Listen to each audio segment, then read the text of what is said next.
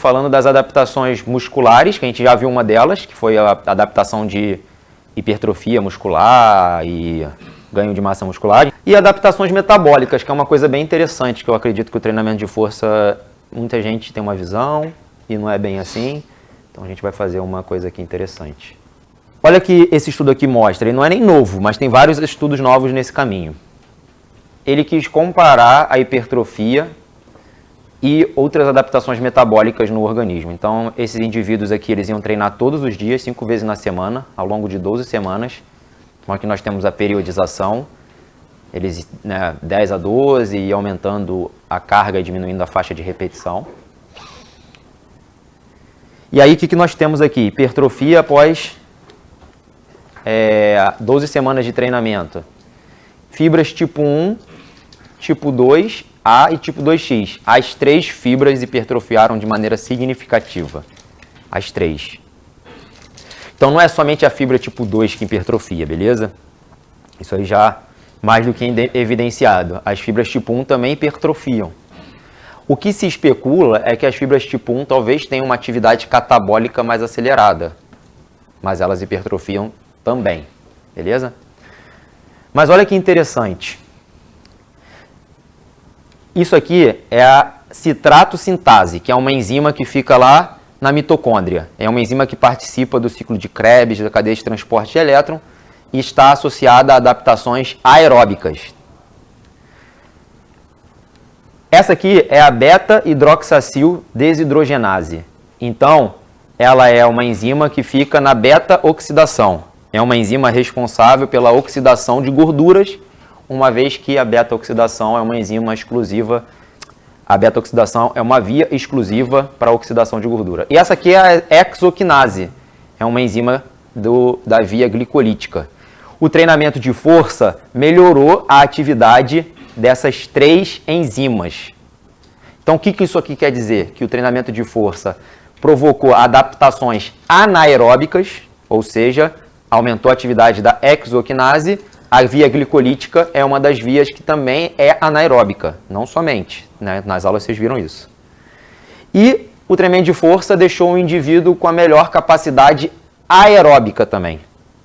Por quê? Porque aumentou a ação de enzimas que participam do metabolismo aeróbico, como a citrato-sintase e a beta-hidroxacil desidrogenase. Então, o treinamento de força, ele não é um treinamento que melhora apenas o aspecto metabólico anaeróbico. Melhora também o aspecto aeróbico também, tá? E, professor, tem concorrência e tal. Ali não teve concorrência. Hipertrofiou as fibras, tipo 1, tipo 2, tipo 2X, e gerou adaptações aeróbicas também, concomitantes. Esse estudo aqui reforça isso, então eles fizeram também análises e fizeram aqui um treinamento de força progressivo.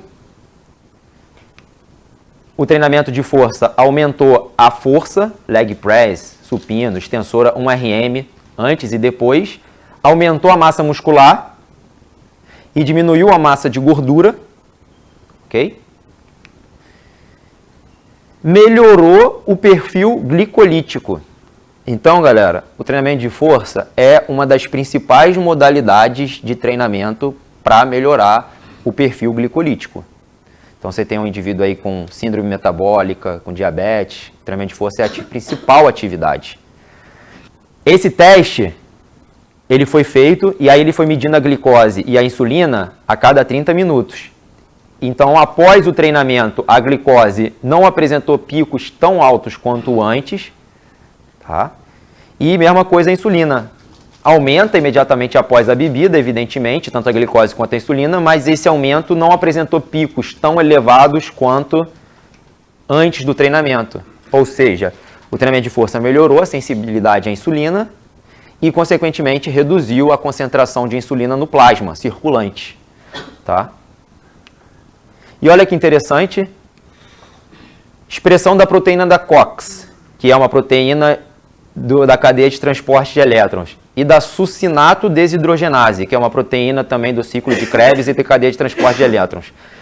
Houve melhora com treinamento de força em proteínas, enzimas aeróbicas, indicando que, mais uma vez, o treinamento de força melhorou o metabolismo anaeróbico da glicose e aeróbico das proteínas que participam das vias aeróbicas. Isso foi visto nas fibras tipo 1 e no tipo 2. Ou seja, as fibras tipo 2, que a gente sempre tem a impressão de que ela é esbranquiçada, anaeróbica e tudo aquilo, elas ganharam adaptações mais aeróbicas.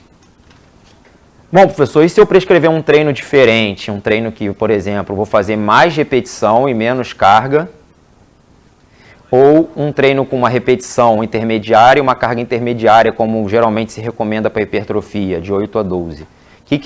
Qual deles é melhor para hipertrofia? Qual é a resposta hormonal desse treinamento e o que ele provoca na questão metabólica? Então, esse estudo aqui quis ver isso. Então, eles fizeram, né, esse treinamento aqui. Segunda e quinta eles iam fazer leg press, remada, conjugados e tal. E terça e sexta eles iam fazer esse outro treino aqui. A diferença entre os dois treinos seria as faixas de repetições e a intensidade, beleza? E no primeiro dia eles iam fazer isso aqui que a gente chama de superset, sair de um e para o outro sem descanso, para provocar justamente um pico hormonal. Esse pico hormonal ocorreu, a gente tem um aumento aqui de alguns hormônios de maneira significativa entre os dois tipos de treino, principalmente aqui o DHT, que é a dihidrotestosterona. A dihidrotestosterona é o que? A conversão da testosterona em uma outra forma, que é o DHT, principalmente verificado em indivíduos do sexo masculino, porque é um tipo de hormônio que dá características sexuais secundárias masculinas. Mas basicamente, o que esse estudo mostrou? Não houve correlação entre essa expressão hormonal e a hipertrofia. A hipertrofia foi semelhante entre o treino com baixa intensidade e com alta intensidade. Isso a gente já tem visto nos outros estudos. E os dois tipos de treino tiveram adaptações aeróbicas nas fibras musculares. Tanto as fibras tipo 1 quanto a fibra tipo 2. E aí o que ele fala no estudo, que é uma coisa que eu vou trazer para vocês, é que o que? Ele fala que as fibras tipo 2 ganharam aparência mais avermelhada, mais rosada. Que é por causa de qual proteína que eu falei no início da aula? A mioglobina. Então, eles jogaram reagente lá e viram que naquele tecido lá, as fibras ganharam uma coloração que ele considerou uma coloração mais rosada, mais avermelhada. Então, o treinamento de força, e aí independente da intensidade do estímulo, gerou adaptações aeróbicas semelhantes. Tá? Então, assim, basicamente, dá pra gente dizer que o treinamento de força e essa questão da concorrência, que a gente sempre fala, ou é uma coisa ou outra, isso cada vez está caindo mais por terra. E o treinamento de força ele melhora tanto o componente aeróbico, metabolicamente falando, que justifica o que tem sido falado nas redes sociais, que o treinamento de força é um excelente treinamento para quem quer emagrecer. Por quê? Porque se eu melhoro o metabolismo aeróbico, eu melhoro a capacidade de oxidação de gordura. Se eu melhoro a capacidade de oxidação de gordura, estou fazendo com que a gordura saia do meu organismo. Tá? E, evidentemente, que isso já se sabe há muito tempo, mas o treinamento de força melhora o componente anaeróbico, melhora o metabolismo da glicose. Não sei se vocês sabem, o exercício ele é um grande aliado nessa melhora da sensibilidade à insulina, desse perfil da glicose, pelo seguinte: quando chega a glicose, chega a insulina, lá no sarcolema, na membrana do músculo, a gente tem proteínas lá dentro, como a GLUT4, Primeiro a gente tem os receptores de insulina, que se comunicam com a insulina, mas depois que esses receptores estão ativados, a gente tem a translocação da GLUT4 até o sarcolema, para quê? Para fazer a captação da glicose e para trazer a glicose para o meio intracelular. E essa glicose, ou ela vai virar glicogênio, ou ela vai ser imediatamente metabolizada como fonte de energia. Beleza? Quem fez isso? A insulina que chegou lá. Beleza? Durante o treinamento, minha insulina ela aumenta ou diminui? Durante o exercício, estou fazendo lá. O que acontece com a minha insulina? Ela aumenta ou diminui? Diminui. Porque onde que ela aumenta principalmente? Quando eu como. Processos de ingesta de macronutrientes, mas durante o exercício ela tende a diminuir.